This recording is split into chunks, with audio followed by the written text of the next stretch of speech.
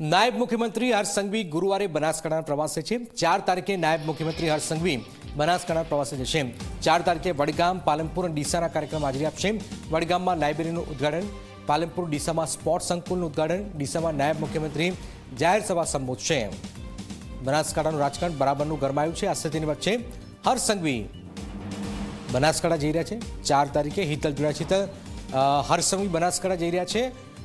શું આ મેસેજ આપવાનો પ્રયત્ન કરવામાં આવી રહ્યો છે કે પહેલેથી જ પ્લાન બનેલો છે? આમાં જી ચોક્કસ જે પ્રકારે બનાસકાંઠાનો કાર્યક્રમનું આયોજન કરવામાં આવ્યું છે એ પ્રકારે સીધી રીતે જોવા જઈએ તો નાયબ મુખ્યમંત્રી હર્ષ સંઘવી 4 તારીખે વડગામ, પાલનપુર અને ડીસાના કાર્યક્રમોમાં હાજરી આપવાના છે। સ્વાભાવિક છે કે કાર્યક્રમ નિયત થયેલો છે, પણ ક્યાંક ને ક્યાંક જે પ્રકારે વર્તમાન રીતે જોવા જઈએ તો જિગ્નેશ મેવાણી સાથેનું જે શાબ્દિક યુદ્ધ ચાલી રહ્યું છે એ યુદ્ધ વચ્ચે વડગામના ધારાસભ્ય જિગ્નેશ મેવાણી છે અને ત્યાં નાયબ મુખ્યમંત્રીની આ મુલાકાત છે એ સૂચક ચોક્કસ માનવામાં આવી રહી છે।